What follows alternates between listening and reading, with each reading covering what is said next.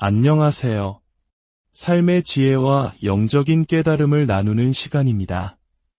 오늘 우리는 가장 평범한 일상 속에서 그리고 가장 깊은 절망의 순간 속에서 우리의 삶을 송두리째 바꿀 수 있는 강력한 비밀, 바로 이름에 담긴 능력에 대해 이야기 나누고자 합니다. 이 은혜로운 여정을 시작하기에 앞서 잠시 시간을 내어 이 메시지가 필요한 이들에게 닿을 수 있도록 공유라는 작은 씨앗을 심어주시면 어떨까요? 여러분의 나눔이 누군가에게는 가뭄의 단비와 같은 위로가 될 수 있습니다. 여러분의 가정과 삶에 하나님의 평안이 가득하기를 축복하며 이제 시작하겠습니다. 성경 잠언에 이런 말씀이 있습니다. 여호와의 이름은 견고한 망대라. 의인은 그리로 달려가서 안전함을 얻느니라. 폭풍우가 몰아치는 세상 속에서 우리 영혼이 기댈 수 있는 단단한 성체, 바로 주님의 이름입니다. 그 이름 안에 참된 자유가 있고 기쁨과 평화가 넘치는 안식처가 있습니다. 그래서 우리는 노래합니다. 주님의 이름은 나를 위한 견고한 망대라고. 내가 그곳으로 달려가 안전을 얻는다고 말입니다. 그 이름을 부를 때 놀라운 변화가 시작됩니다. 어둠의 권세는 힘을 잃고 떠나가며 메마른 영혼에는 기적의 샘이 솟아납니다. 고통받는 자에게는 해방이, 슬픔에 잠긴 자에게는 위로가 임합니다. 그렇습니다. 우리가 필요한 모든 것은 바로 예수, 그 이름 안에 있습니다. 악한 영들조차 그 이름 앞에서 떨며 온 세상의 분위기가 그 이름을 부를 때 변화됩니다. 할렐루야. 하나님 아버지, 오늘 이 시간 주님을 찬양합니다. 주님 안에서 기뻐하며 우리에게 허락하신 모든 것에 영광을 돌립니다. 주님께서 만드신 오늘, 우리는 기뻐하고 또 기뻐할 것입니다. 주님은 우리의 필요를 채우시고도 남음이 있는 분이심을 우리는 믿습니다. 주님은 약속에 신실하시며 우리가 약할 때 강함이 되어주십니다. 주님의 임재 안에 거할 때 우리에게는 부족함이 없습니다. 바로 주님이 주시는 기쁨이 우리의 힘이기 때문입니다. 내 영혼아, 그의 이름을 송축하라. 내 속에 있는 모든 것들아, 다 그의 거룩한 이름을 송축할지어다. 그렇습니다. 주님이 주시는 기쁨이야말로 우리의 진정한 힘입니다. 이 기쁨이 우리 안에서 강물처럼 일어나게 하소서. 성령이여, 우리 안에 넘치도록 부어주소서. 한계 없이 부어주소서. 우리 영혼 깊은 곳에서부터 솟아나는 이 기쁨이 오늘 우리를 새롭게 할 것입니다. 모든 성도와 천사들이 주님의 보좌 앞에 엎드려 경배합니다. 모든 장로들이 어린 양 되신 하나님 앞에 자신의 면류관을 내려놓으며 노래합니다. 주님, 모든 영광을 받으시기에 합당하십니다.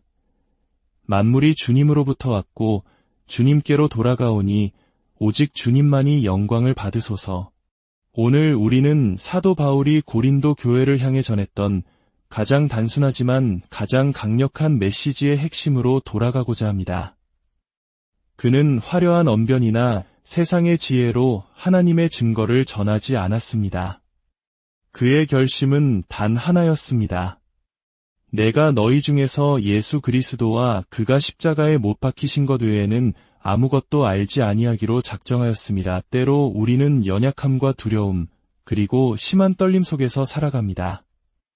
하지만 우리의 믿음은 사람의 지혜에 있지 않고 오직 하나님의 능력에 있음을 기억해야 합니다. 오늘날 우리는 너무나 많은 정보와 새로운 이론들 속에서 길을 잃기 쉽습니다. 하지만 바울은 우리에게 상기시킵니다. 본질로 돌아가라고, 바로 예수를 전하라고 말입니다. 그가 십자가에서 이루신 일, 그것이야말로 모든 것의 시작이자 끝입니다. 예수님은 모든 것을 변화시키십니다. 이 진리는 우리가 처음 구원받았을 때만 유효한 것이 아닙니다. 성령으로 충만한 신앙인으로 살아가는 바로 지금 이 순간에도 예수님은 여전히 우리 삶의 모든 영역을 변화시키고 계십니다. 다니엘서 3장에 나오는 세 친구 사드락, 메삭, 아벳느고의 이야기를 떠올려 보십시오. 그들은 느부갓네살 왕이 만든 거대한 금 신상 앞에 절하기를 거부했습니다. 왕은 분노하여 평소보다 7배나 더 뜨거운 풀무불에 그들을 던져 넣으라고 명령했습니다. 대부분의 사람들은 불 속에 던져지기 전에 하나님께서 구해주시기를 바랍니다. 하지만 놀랍게도 예수님은 그들이 불 속에 던져진 후에 그들과 함께 하셨습니다. 왕은 깜짝 놀라 외쳤습니다. 보라, 내가 보니 결박되지 아니한 4사람이 불 가운데로 다니는데 상하지도 아니하였고 그 넷째의 모양은 신들의 아들과 같도다. 그렇습니다. 예수님은 모든 것을 변화시키십니다. 주님은 우리를 불길 속에서 꺼내주시는 분이기도 하지만 때로는 우리와 함께 불길 속으로 걸어 들어오시는 분입니다. 그분은 결코 우리를 홀로 내버려 두지 않으십니다. 우리 민족이 겪었던 혹독한 전쟁의 폐허 속에서 혹은 IMF 외환위기에 춥고 배고팠던 시절을 기억하는 분들이라면 이 함께하심의 의미가 얼마나 큰 위로가 되는지 아실 겁니다. 주님은 시련 자체를 없애주시기보다 시련을 통과할 힘과 동행을 약속하십니다. 세 친구를 묶었던 밧줄만 불에 타고 그들은 머리털 하나 상하지 않은 채 걸어 나왔습니다. 심지어 그들의 옷에서는 불에 탄 냄새조차 나지 않았습니다. 이것이 바로 예수님이 하시는 일입니다. 또한 예수님은 우리의 공급자이십니다. 빌립보서 4장 19절은 말합니다. 나의 하나님이 그리스도 예수 안에서 영광 가운데 그 풍성한 대로 너희 모든 쓸 것을 채우시리라. 경제가 어렵고 물가는 오르는데 월급은 그대로라는 한숨 섞인 목소리가 들려옵니다. 하지만 기억하십시오. 우리의 필요가 커질수록 주님의 공급하심도 커집니다. 하나님의 공급하심은 세상의 경제 논리를 초월합니다. 그분은 오병이어, 즉 어린아이의 도시락 하나로 장정만 5,000명을 먹이시고도 12광주리를 남기셨습니다. 물고기 입에서 세금을 낼 돈을 꺼내셨습니다. 그분은 여전히 우리의 여호와 일에 준비하시는 하나님이십니다. 그리고 가장 중요한 사실은 위대하신 그분이 바로 우리 안에 거하신다는 것입니다.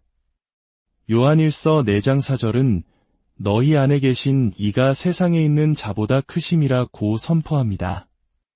과거에는 병든 여인이 예수님의 옷자락이라도 만지기 위해 필사적으로 군중을 뚫고 나아가야 했습니다. 눈먼 바디메오는 예수님의 관심을 끌기 위해 목청껏 소리쳐야 했습니다. 사람들은 예수님을 찾아 다녀야 했습니다. 하지만 이제 만약 당신이 거듭난 그리스도인이라면 더 이상 예수님을 찾아다닐 필요가 없습니다. 그분이 당신을 찾아와 당신 안에 영원히 거하시기 때문입니다. 마치 평범한 기자 클라크 켄트가 위기의 순간 슈퍼맨으로 변신하듯 우리 안에는 세상을 이기는 능력이 내재되어 있습니다. 우리는 그저 우리 안에 계신 예수님을 인정하고 그분의 능력을 드러내기만 하면 됩니다. 두려움이 밀려올 때 내 안에 더 크신 이가 계신다고 선포하십시오. 질병이 찾아올 때 예수님이 모든 것을 바꾸신다고 선언하십시오.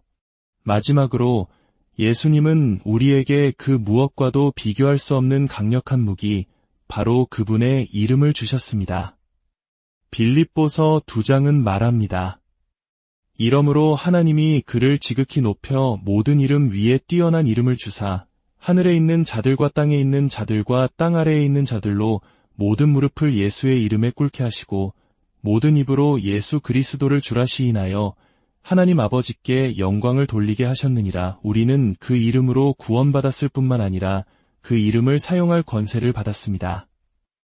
사도행전 3장에서 베드로와 요한이 성전 미문에서 구걸하던 안준뱅이를 만났을 때를 기억해 보십시오. 그는 돈을 구했지만 베드로는 돈보다 비교할 수 없이 위대한 것을 주었습니다. 은과 금은 내게 없거니와 내게 있는 이것을 내게 주노니 나사렛 예수 그리스도의 이름으로 일어나 걸으라. 그는 정중한 기도를 하지 않았습니다. 그는 예수의 이름을 선포했습니다. 그 이름이 선포되자 나면서부터 걷지 못했던 사람의 발과 발목에 힘이 생기고 그는 걷고 뛰며 하나님을 찬양했습니다. 여러분, 우리에게는 더 많은 능력이 필요한 것이 아닙니다. 우리에게 이미 주어진 예수의 이름을 사용해야 합니다. 그 이름은 암보다 높고 두려움보다 높으며 가난과 혼란보다 높은 이름입니다. 그 이름을 말할 때 상황은 변합니다. 왜냐하면 예수님이 모든 것을 바꾸시기 때문입니다. 사랑하는 여러분, 예수님은 당신을 변화시켜 당신의 세상을 바꾸기 원하십니다. 사도 바울은 디모데에게 내 속에 있는 하나님의 은사를 다시 부릴 듯하게 하라고 권면했습니다. 우리 안에 잠자고 있는 예수님의 능력을 다시 깨워야 할 때입니다. 초콜릿 우유를 만들 때 컵바닥에 가라앉은 초콜릿 가루를 숟가락으로 젓지 않으면 진짜 초콜릿 우유의 맛을 느낄 수 없는 것과 같습니다. 우리 안에 계신 예수님을, 우리의 믿음을, 우리의 사명을 다시 한번 휘저어 깨워야 합니다. 혹시 이렇게 생각하는 분이 계실지 모릅니다. 제 삶은 너무 엉망이라 교회에 갈 수 없어요. 여러분, 샤워를 하기 전에 몸을 깨끗이 씻고 들어가시나요? 아니면 더러운 채로 들어가 샤워를 통해 깨끗해지시나요? 있는 모습 그대로 주님께 나아오십시오. 예수님은 죄인을 미워하지 않으셨습니다. 오히려 그들을 사랑하고 그들과 함께 하셨습니다. 당신이 있는 모습 그대로 나아올 때 예수님께서 당신을 깨끗하게 하실 것입니다. 왜냐하면 예수님은 모든 것을 바꾸시는 분이기 때문입니다. 어제나 오늘이나 영원토록 동일하신 예수 그리스도. 그분은 여전히 당신의 불길 속에서 함께 걸으시고 당신의 필요를 채우시며 당신 안에 거하시고 당신에게 그분의 이름을 주셨습니다. 이번 한 주 당신 안에 있는 그 위대한 선물을 휘저어 깨우십시오. 그리고 당신이 만나는 세상 속으로 예수님을 데리고 나아가십시오. 당신이 바로 누군가가 만날 유일한 예수일 수 있습니다.